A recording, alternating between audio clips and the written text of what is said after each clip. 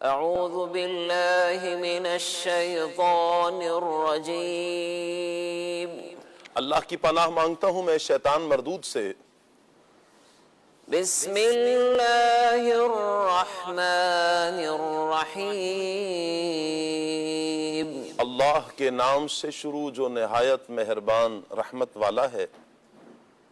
شہر رمضان الذی انزل فیہ القرآن ہدی للناس وبینات من الہدی والفرقان، فمن شهد منكم الشهر فليصمه،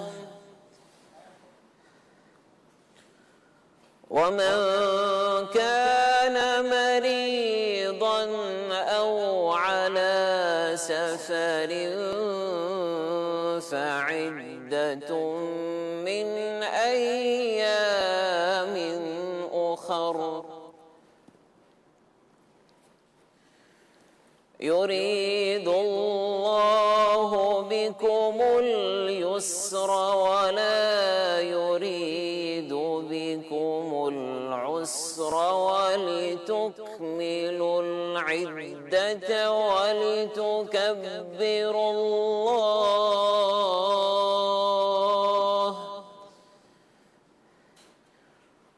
ولتكبروا الله على ما هداكم ولعلكم تشكرون۔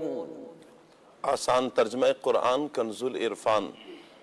رمضان کا مہینہ ہے جس میں قرآن نازل کیا گیا، جو لوگوں کے لیے ہدایت اور رہنمائی ہے اور فیصلے کی روشن باتوں پر مشتمل ہے۔ تو تم میں جو کوئی یہ مہینہ پائے تو ضرور اس کے روزے رکھے، اور جو بیمار ہو یا سفر میں ہو تو اتنے روزے اور دنوں میں رکھے۔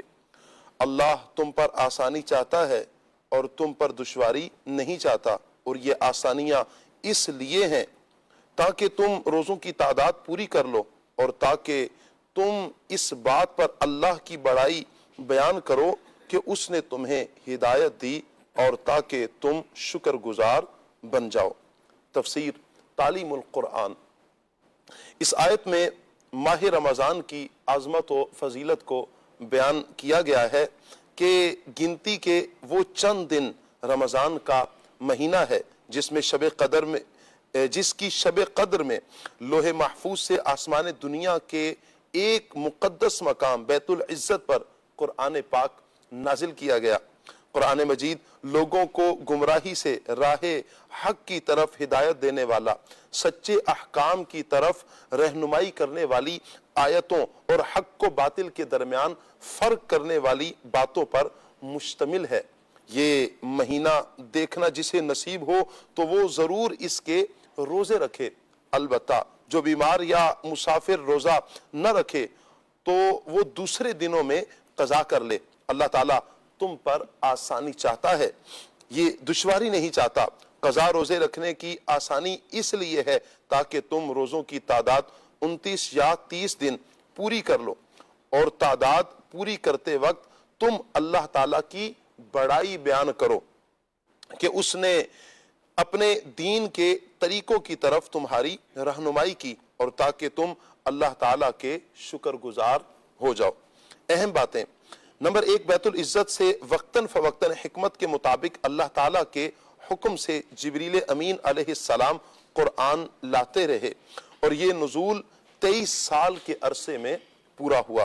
نمبر 2، رمضان واحد مہینہ ہے جس کا نام قرآن پاک میں مذکور ہے۔ نمبر 3، قرآن مجید سے نسبت سے ماہ رمضان کو عظمت اور شرافت ملی، یوں ہی نبی کریم صلی اللہ تعالی علیہ وآلہ وسلم کی ولادت اور معراج سے نسبت رکھنے والے مہینوں کو بھی عظمت و شرافت مل گئی۔ وَإِذَا سَأَلَكَ عِبَادِي عَنِّي فَإِنِّي قَرِيبٌ أُجِيبُ دَعْوَةَ الدَّاعِ إِذَا دَعَانِ فَلْيَسْتَجِيبُوا لِي وَلْيُؤْمِنُوا بِي لَعَلَّهُمْ يَرْشُدُونَ۔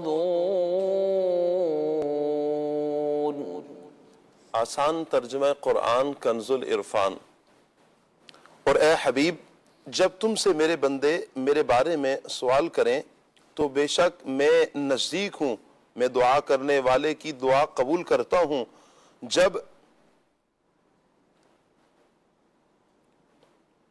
جب وہ مجھ سے دعا کرے تو انہیں چاہیے کہ میرا حکم مانیں اور مجھ پر ایمان لائیں تاکہ ہدایت پائیں۔ تفسیر تعلیم القرآن۔ شان نزول، صحابہ کرام علیہم رضوان کی ایک جماعت نے جذبہ عشق الہی میں سید عالم صلی اللہ تعالی علیہ وآلہ وسلم سے دریافت کیا، حضور سے پوچھا کہ ہمارا رب کہاں ہے؟ اس پر فرمایا گیا، اے حبیب صلی اللہ علیہ وسلم، جب میرے بندے آپ سے میرے بارے میں سوال کریں تو انہیں بتا دیں کہ میں اپنی شان کے لائق اور اپنے علم و قدرت سے ان کے قریب ہوں۔ جب کوئی مجھ سے دعا کرے تو میں اس کی دعا قبول کرتا ہوں۔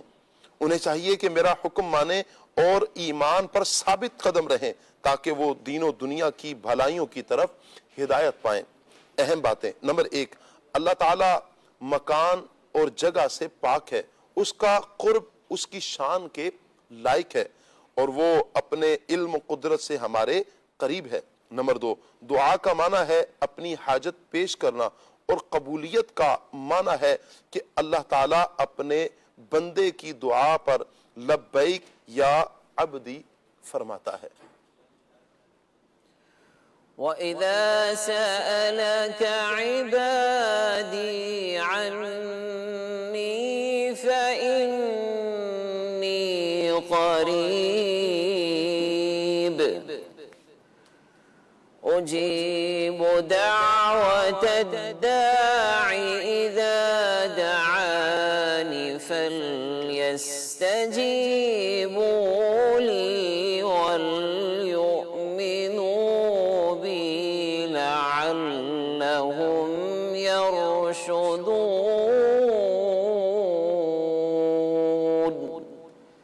صدق اللہ